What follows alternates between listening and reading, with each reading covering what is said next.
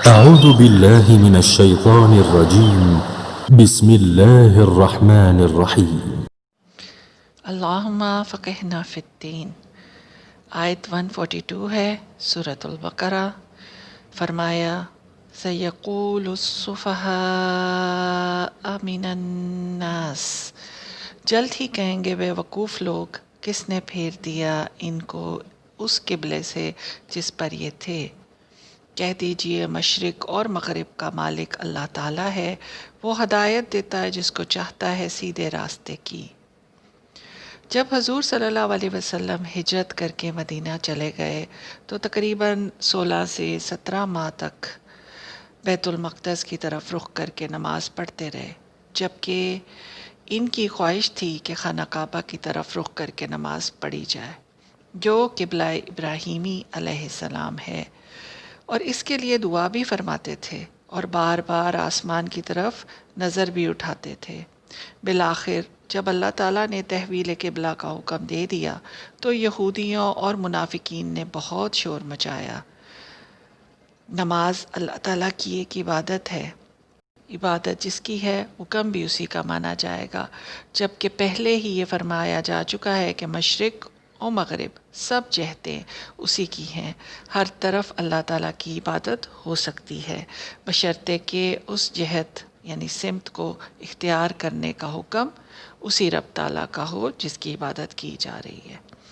تفسیر القرآن سے ہے، میں نے پہلے آپ کو احسن البیان سے بتایا ہے، اور اب تفسیر القرآن سے ہے کہ تحویل قبلہ کے ضمن میں یہ معلوم ہونا چاہیے کہ تمام امت مسلمہ کا قبلہ اول خانہ کعبہ ہی تھا، اور یہ بہت امپورٹنٹ چیزیں ہیں جس کو ہمیں سمجھنا چاہیے کہ آدم علیہ السلام نے اسے تعمیر کیا، سب سے پہلے تو فرشتوں نے بنایا، اس کے بعد آدم علیہ السلام نے اس کو تعمیر کیا، تو بھی یہی قبلہ تھا۔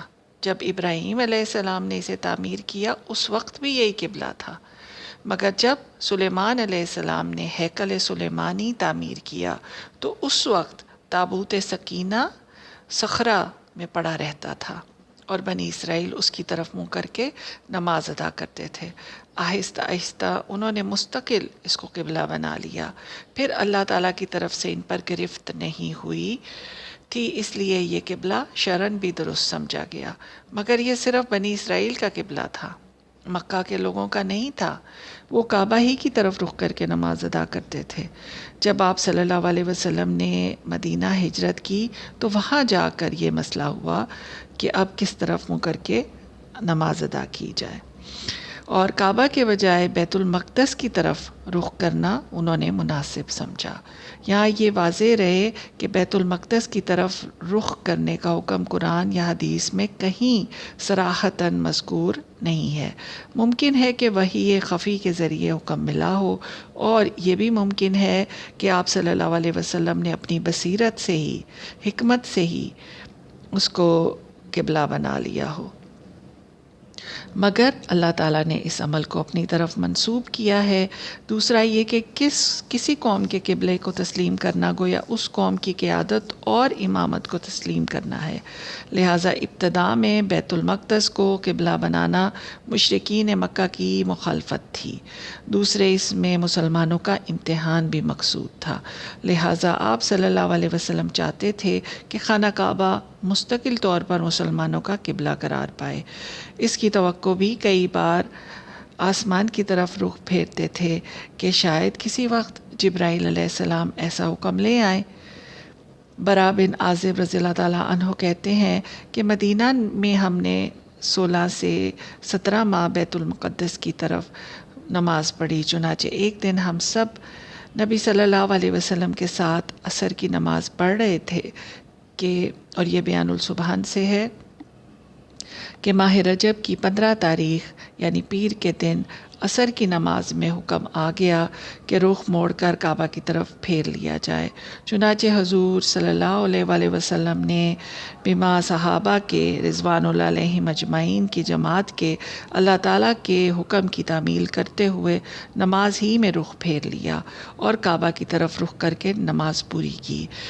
اس پر یہود منافقین نے تانے دینے شروع کر دیے، تحفیم القرآن سے ہے کہ فرمایا یہ نادان لوگ ضرور کہیں گے کہ کس نے پھیر دیا ان کو اس قبلے سے جس پر یہ اللہ تعالیٰ نے پہلے ہی پیش گوئی فرما دی کہ یہ ضرور ایسی باتیں کریں گے۔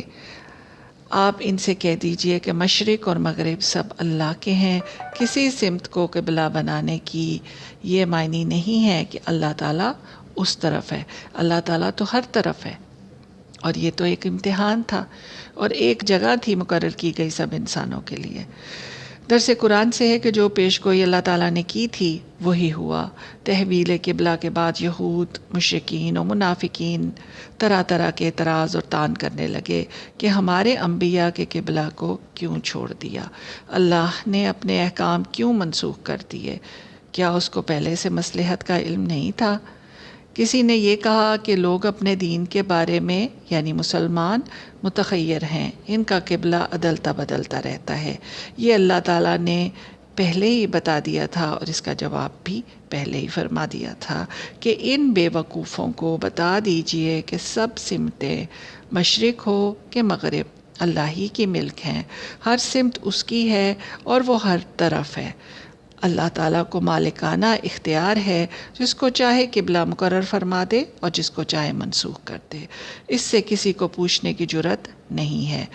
جب اس کا حکم آ گیا کہ رخ ادھر کر لو تو ہم نے کر لیا، ہم اس کے فرما بردار اطاعت گزار ہیں، اس کے غلام ہیں اور اسی کے عبد ہیں، اس کے حکم کی تعمیل ہی اصل ہدایت اور عبادت ہے۔ اللہ تعالیٰ جسے چاہتے ہیں ہدایت کی توفیق عطا فرماتے ہیں، اس کے حکم کو بے چوں و چرا مان لینا، اس کی فرما برداری کے لیے تیار رہنا ہی سیدھا راستہ ہے۔ جب اس نے جہاں حکم دیا، جو حکم دیا، ہم نے اس کی اطاعت کر لی۔ تو چنانچہ جب حکم آیا کہ اپنا رخ خانہ کعبہ کی طرف پھیر لیں، اس وقت عصر کی نماز کھڑی تھی، نماز ہی میں پھیر لیا گیا رخ خانہ کعبہ کی طرف۔ پھر ان میں سے ایک شخص جو نماز پڑھ چکا تھا دوسری مسجد والوں پر گزرا تو نماز وہ ادا کر رہے تھے۔ اس نے کہا کہ اللہ گواہ ہے، میں نے ابھی نبی اکرم صلی اللہ علیہ وسلم کے ساتھ مکہ بیت اللہ کی طرف رخ کر کے نماز پڑھی ہے۔ تو اس مسجد والے بھی جو ہیں انہوں نے بھی اپنا رخ اسی قبلے کو بنا لیا، یعنی کہ خانہ کعبہ کو، اور یہ بخاری کی حدیث ہے۔ یہی مسجد قبلتین مشہور ہوئی۔ تحویل قبلہ کا مطلب کہ اب بیت المقدس کی مرکزیت ختم ہو چکی ہے اور آئندہ ہمیشہ کے لیے خانہ کعبہ کو امت مسلمہ کا مرکز قرار دے دیا گیا، اور اس کا اثر یہود پر منفی ہونا لازم ہے۔ ان کے طعنوں کا جواب اللہ تعالیٰ نے دے دیا جو ہم اوپر بیان کر چکے ہیں۔ اور یہاں پر یہ بات میں ضرور کہوں گی کہ دیکھیے کہ پکے سچے مسلمان تو پھر وہی تھے نا کہ جنہوں نے جیسے تھے ویسے ہی حکم آیا اور ویسے ہی انہوں نے اس کی اطاعت کر لی۔ لیکن اب آج کسی کو اگر محکم آیات یعنی کہ جو ہمارے قرآن میں موجود ہیں، بار بار پڑھی جاتی ہیں، ان پر عمل کرنے کا کہا جائے تو بہت سے ایسے نادان مسلمان ہیں جو اس پہ بھی سوال اٹھا لیتے ہیں، نعوذ باللہ۔ احسن البیان سے ہے اور بیان السبحان سے ہے، آیت 143 ہے، وَكَذَلِكَ جَعَلْنَاكُمْ أُمَّةً وَسَطًا لِتَكُونُوا شُهَدَاءَ، اور اسی طرح ہم نے بنایا تم کو امت وسط تاکہ تم ہو جاؤ گواہ لوگوں پر اور ہو جائیں رسول تم پر گواہ صلی اللہ علیہ وآلہ وسلم۔ وسطاً کے لغوی معنی تو درمیان کے ہیں، لیکن یہ بہتر اور افضل کے معنی میں بھی استعمال ہوتا ہے، اور یہاں اسی معنی میں استعمال ہوا ہے، یعنی تم کو سب سے بہتر قبلہ عطا کیا، اسی طرح تم کو سب سے بہتر امت بنایا تاکہ تم لوگوں پر گواہی دو اور رسول صلی اللہ علیہ وسلم تم پر گواہ ہو جائیں۔ اور اس کی وضاحت حدیث میں اس طرح ہے کہ جب اللہ تعالیٰ پیغمبروں سے قیامت والے دن پوچھے گا کہ تم نے میرا پیغام لوگوں تک پہنچا دیا تھا، وہ اسبات میں جواب دیں گے۔ پھر اللہ تعالیٰ فرمائے گا تمہارا کوئی گواہ ہے؟ وہ کہیں گے ہاں، محمد صلی اللہ علیہ وآلہ وسلم اور ان کی امت گواہ ہے۔ چنانچہ یہ امت گواہی دے گی، اس لیے اس کا ترجمہ عادل بھی کیا گیا ہے۔